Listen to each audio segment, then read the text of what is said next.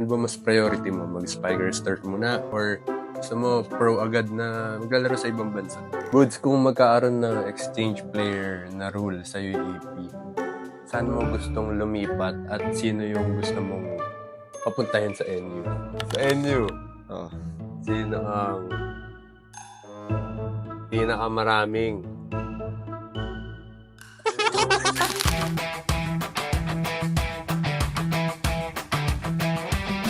Welcome to ODL, Owas Daldalan Laglagan. dito? Bawal ang safe set. Lahat ng kwento, hindi na backpick. Ang mga chismis, hindi na drop ball. Kaya tignan natin kung may depensa ba ang target natin ngayon. Mula sa NU Bulldogs, ang Heart Trap. Michaelo Budin! Yun. Papakla. Magic! Daming ganun ni Budin, no? Tignan natin kung maagalaw ngayon yan sa mga tanong. Aba, ako na to eh. Ikaw na yan. Oo, boss. Ready ka na? Ready na, boss. Sige. Siyempre, nung last season mo, UAP, champion ka. Congrats muna. Thank you, boss. 5 feet tayo, boss. 6. 5 feet. Okay. Bukod sa playing highlights mo, di ba? Ang lalakas ng mga palo mo, hard na hard.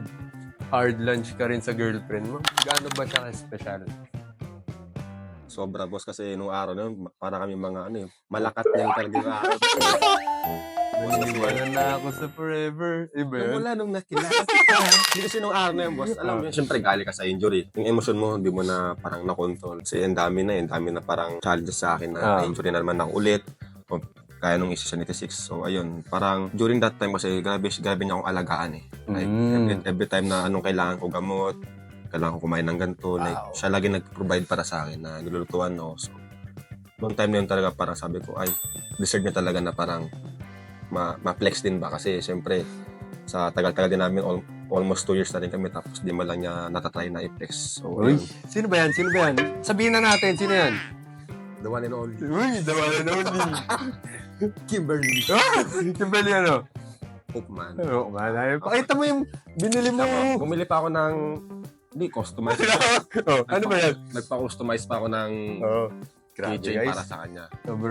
Sobrang loyal ni Budin. So, comment na lang dyan.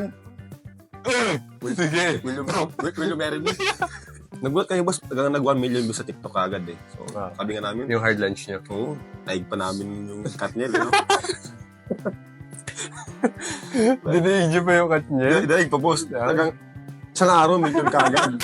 So, siyempre, nasabi mo nga na last season, kami injury. Kahit naman nung last season natin, di ba? Ang hirap ng playing time noon, di ba? Minsan di mo alam kung makalaro ka na maayos. Sino ba tumulong sa'yo? Yung mga time na yun. Siguro yung coaches and teammates na parang, kasi nung time na talaga, di ko kaya pumalo talaga, guys, sa totoo lang. Pero ang kulit kasi ni Kiyamano eh. Ayaw ko naalala mo na. Sige, palo mo na yan. Hayaan mo na si Coach Gab. So, nakatip pa ako noon. So, parang, una kong ginawa, parang tip lang. Tip sa bola. Tapos Kiyamano kasi makulit talaga eh. Try mo pumalo, balls. So, one time pumalo ko naman, nakasab. No, kaya mo naman pala eh. Sige, try mo nang i-try. So, hanggang sa parang, ayun, nag-try. Kaya naman pala kasi that time, sabi kasi ng doktor sa akin, Hindi ba parang pwede? April pa talaga. April 8 ako babalik. Parang gagawin ko April is dribble lang. So pag doon pala mag-start na magkaroon ng parang bigat yung Impact yung kamay ko. Ah, Hindi niya alam, March pa lang pumapalo na ako. And syempre, yung prayers talaga na, yan yung support ng family ko sa akin na lagi andyan. Siyempre si Coach Luis, di ba? Oh, Coach Luis, Coach Gab. And syempre, yung girlfriend ko rin talaga. Grabe rin. Every time na parang kailangan ko ng yogurt, andyan siya, gatas, lahat ng mataas yung protina talaga. Like, chia seeds, lahat yung ginagawa talaga niya sa akin. Kaya para sabi ko, deserve na talaga yung... Si Coach Dick ba? Magtampo, Oo, hindi si Coach natin Dick. sinabi. Coach Dick, Ano ang natutulong ni Coach Dick? Pampalakas ng loob. Pampalakas Kailangan ng loob. mang tinuturo niya, yumabang ka. Di ba? Oo. Hindi, kaya ko yan. Ganun, di ba? Ganun siya. ano kasi yun eh. Malakas naman. Malakas ang loob nun. Lakas loob nun. Si Coach Gab naman, yun talaga, dancer, Dancer. rapper, Lover boy. lover boy, Lover boy. DT. Ayan, si Coach Gab, talagang lahat siya yung nakasuporta sa akin ever since nung spiker start natin, boss, off-season. Na-injured ako ng ankle ko. First day niya sa work, kay Coach Luis, first rehab ko siya agad may hawak sa akin. Coach Gab. Si Coach Gab kagad. So, yun, every time na, Mayabang ka. Pag gano'n. boss, grabe yun. May abang siya, boss, hindi ako. Oo, siya. Siya may yung abang. sinasabi ko mayabang. Lagi niya, pinagyabang yung best pa niya eh. Nabunggo tuloy. Best pa mong bago, bunggo agad. Nag-doubt ka ba na kahit minsan makakuha ko ba yung 5 feet? Or sure na nasa isip mo na, hindi, sa amin na yan. Walang kayang-kaya namin yan. Actually, hindi, boss. Alam ko kakayanin namin, pero alam kong mahirap, sobrang hirap ng pagdadaanan namin. Lagi ko kasi sabi sa parents ko like after nila manood ng game na natalo kami, sabi ko, ito, totoo to, sabi ko siguro kung si Kuya Owa setter namin, sabi ko, hindi na kailangan maglaro Kumbaga, 16-0 na naman kaagad. Kasi kung tingnan mo yung spikers namin, tapos lahat buo pa rin Pero, thanks to Greg talaga, grabe improvement, guys. Okay, chinaga na talaga. Sumiyak sa training yan kasi 1 hour sila lagi nag-extra ni Jeff. And ayun, grabe improvement niya. And sana magtuloy-tuloy. And sana makuha niya yung lalo niya yung kumpiyansa. Oo. And ayun, grabe struggles namin, boss, sa totoo lang. Kasi syempre, nabuo kami. Firstly ka namin na nabuo sa QAP. Kasi never kami nabuo Nag-beach volley ako, nag-beach volley si Aringo. Tapos yung iba sa amin nasa national team. So, ayun, talagang adjustment grabe. Yung communication talagang binuild namin. Hindi lang kami, pati sila Coach Dante talaga. Talagang inunti-unti kami. Kaya may times na si Coach Dante nagalit sa amin. Ba't daw parang minamadali namin lagi yung trabaho na sabi ni Coach na huwag niyo madali kasi darating tayo dyan. Unti-unti lang natin. So, Tama. ayun, thankful kasi sobrang memorable yung pagka-champion namin kasi alam namin na hirap na hirap kami. Yung game 2, wala na yun Parang 8-5 yung score, parang wala kami ng pag-asa Pero, ayun, binigyan kami ng chance ng FEU. So, talagang nilaban na namin. Ayun. Kaya nga, di ba, lagi ako napunta sa yun, di ba? Oo. Ang ginagawa ko lang nun, kaya ako napunta, pinapagalitan ko lahat ng spiker. Hindi, nakikibudel fight pa niya. Pinapagalitan ko lahat ng spiker. Sabi ko, siyempre bago si Greg, kailangan kayo mag-adjust kung ano man yung kaya ni Greg. Pag unti-unti, nag-improve na si Greg, na nagkakaroon na ng, alam mo yung tapang sa sarili ng maglaro, kahit anong gawin niya, pwede, ganyan. Saka nila hingin yung gusto nila. Saka maganda yung combination, yung partner nilang dalawa. Once na nag-off si Greg, si Jeff naman yung gumagana. Matapang din si Jeff Pag nag-off si Jeff, si Greg gumagana. So parang, alam mo yun, talagang sobrang okay yung chemistry. Maayos sila. Tapos siyempre, may dadating pambago. Kaya abangan nyo na lang kung sino yun. Ano na lang. 6 Tereng. Tawa din sa pangalang. Goods, kung magkaaroon ng exchange player na rule sa UAP, saan mo gustong lumipat at sino yung gusto mong papuntahin sa NU? Wala, boss Wala. Safety. Hindi, sa totoo lang kasi like what I said before, diba, na NU is my dream school talaga. And syempre, andun yung pinaka-inspiration ko, which is Kuya Brian. And syempre, yung goat ko sa volleyball, which is Kuya Owa talaga. Guys, like ko sinasabi sa mga... Pag ini-interview ito, ganyan. Hindi, boss. Pansin mo sa mga... diba? Pag tinatawag, sino idol mo? Idol ko si Kuya Brian, si Kuya Mark. Pero yung goat ko si Kuya Owa. Syempre, ayun. Thankful ako. Andun yung goat ko, andun yung inspiration ko. So, ba't pa ako lilipat? It's my dream school. And syempre, yung coach namin, guys, legendary. Kumbaga, legend sila. And kung isipin nyo, 10 years straight finals appearance, sobrang bibihira ng kagawa ng ganun. So, ayun. Wala akong, parang wala akong like, balak or kahit bigyan ng pagkakataon. So, sino na lang gusto mong palipatin? Siguro si Ramin ng, UP. UP, oo. Kasi grabe rich ng boss. Oo. Kahit anong ko, hahabol Perfect sa inyo yun. Perfect sa inyo yun. Kung mas maturuan mo lang ng, grabe kasi rich nung guys. Umiibabaw. Parang sanay umibabaw So, kilalang stricto si Coach Angelino. Naranasan mo na ba mapagalitan? At anong rason doon? Pagalitan? Araw-araw ata Always piss off sa akin Hindi ko alam kung bakit Pero, gaya sabi before nga na parang once na nagalit sa amin or sa isang tao, yung sabihin nun, I trust you. So, yun lang yung pinanghawakan ko guys na kahit, alam niyo yun, medyo na nakababa ng moral. Pero yun ang pinanghawakan ko. Parang challenge ko lang sarili ko. Kasi, napakadami mong matutunan sa kanya. So, kailangan mo lang lagi... As in, pag ikaw yung na-down, parang pag pinagalitan ka niya, na-down ka, parang ano ba yan? Ako yung mawawalan. Hindi, sige lang, okay lang. Pagalitan kaya laban ng laban guys. Gusto matuto ko, parang gano'n.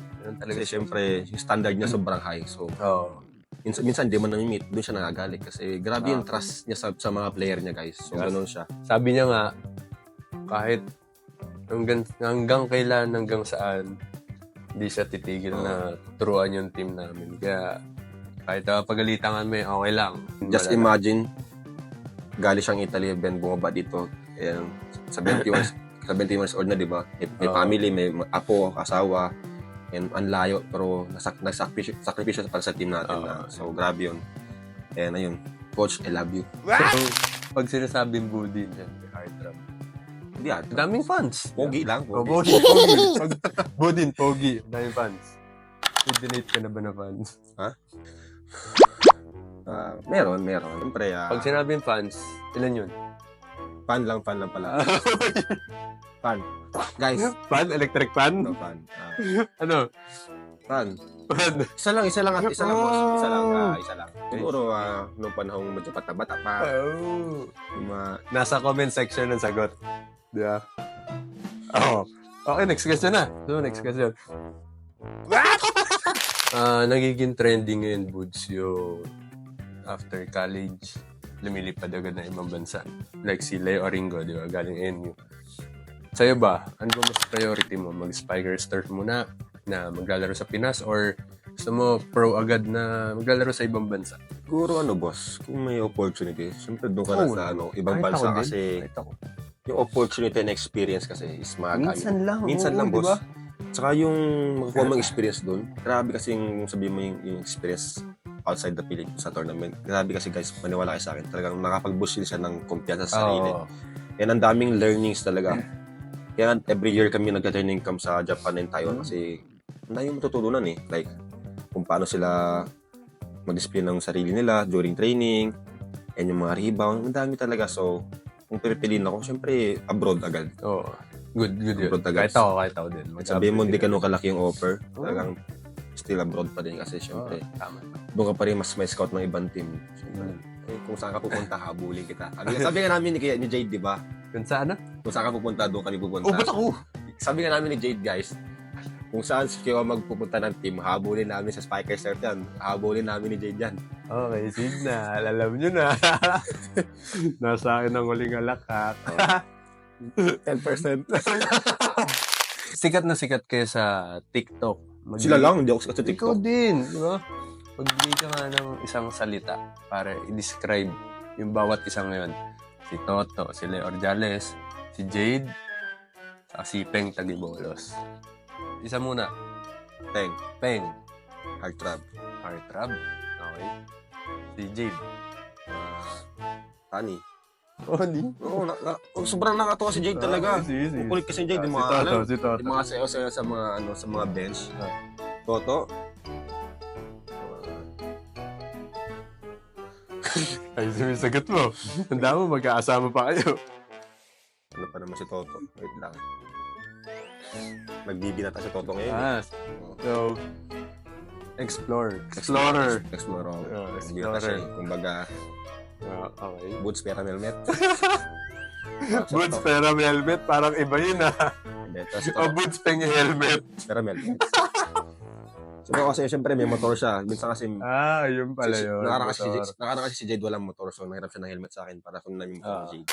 So, siyempre, mapunta naman tayo sa jersey mo. 6. Bakit 6? Saka, di ba yung may nakasulat sa sapatos mo? Ano bang kwento nun? Dapat kasi number 3 ako nung high school eh. So, yung kasi number ng ex ko eh. So, nag siya na number 3 daw kami dalawa. So, doon kami sa so, alam mo yung mga puppy love, high school. Okay. Makakarot-karot pa ako nung high school eh. So, nangyari, doon kami sa patahiyan ng ano. Tapos, pilit siya ng pilit, number 3 daw. Uso yun, di ba? So, yun eh. Parehas kayo, Mansari kayo. March kasi kami noon eh. So, Tanda mo pa. boss, syempre, di naman tayo nakakalimot. Tama. Naging part pa rin siya ng buhay natin. So, ayun. Sabi ko, number 6 ako. Sabi not number 6. Eh, medyo immature mag-isip. Bilangin mo yung budin. Hindi ko ilang letter. Sabi ko, binilang niya. 6. So, yan. Kaya 6 ako kasi 6 letter yan eh. Pati coach ko tawa sa akin eh. 6 letter. So ano yung naalagay sa sapatos mo? Yun, parents ko and nickname ko. Kasi, Ano ba nalagay? Ma and Ina. Ano? Ma. It means Papa. Ina. Ma? Okay. Double M, tas A-H, tas Ina, I-N-A-H. Ina is nanay. So, Yun pala yun. siyempre boss, sila yung parang inspiration and motivation ko kung bakit lahat ginagawa ko to eh. katawan na yung puhunan, grabe na sakripisyo para at least, pag nasikip ko yung future ko, sikip yung parents ko, di ba? Pagkita mo ni Budin. Alam na Napakayaman yan. Eme-eme lang na kwentong walang pera yan. Mas wala ako, guys. Pakita mo ngayong ano mo? Oy, wala.